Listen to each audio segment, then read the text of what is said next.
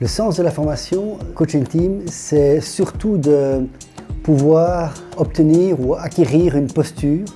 Et pour ça, c'est de se comprendre soi et de se connaître soi, de s'écouter d'abord, d'écouter ses besoins, d'écouter ses émotions et de pouvoir déjà les gérer. Le deuxième sens, peut-être, c'est de comprendre l'importance de la relation et de l'investissement dans la relation. À la fois le coach et le coaché doivent vraiment gérer le processus et la relation elle-même. Voilà, et peut-être le troisième sens, ou un autre sens, c'est surtout s'assurer que le regard que nous portons sur les choses, le regard que nous portons sur les gens, le regard que nous portons sur l'environnement, soit un regard de bienveillance et de confiance, voire d'amour.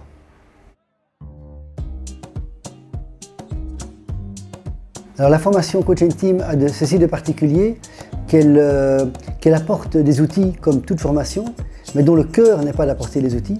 Le cœur est vraiment une espèce de recomposition, de redéfinition, de refaire des choix par rapport à soi, par rapport à ses croyances, pour vraiment investir sa posture de coach.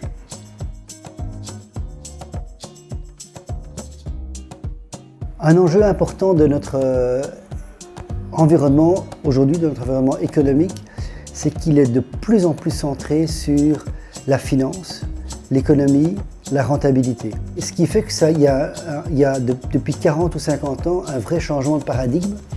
Et une organisation n'existe plus pour remplir un besoin, mais une organisation existe surtout aujourd'hui pour rétribuer ses administrateurs ou ses actionnaires. Et donc dans ce sens-là, l'objectif d'une société n'est plus de satisfaire les besoins de ses clients, mais de satisfaire l'appétit de ses actionnaires. Et je pense que la formation aujourd'hui s'adresse à toutes ces personnes qui ne s'y retrouvent plus là-dedans et donc veulent remettre de l'humain au cœur même de l'économie. Ce que cette formation m'a apporté surtout, c'est une posture. Donc comment être avec les gens?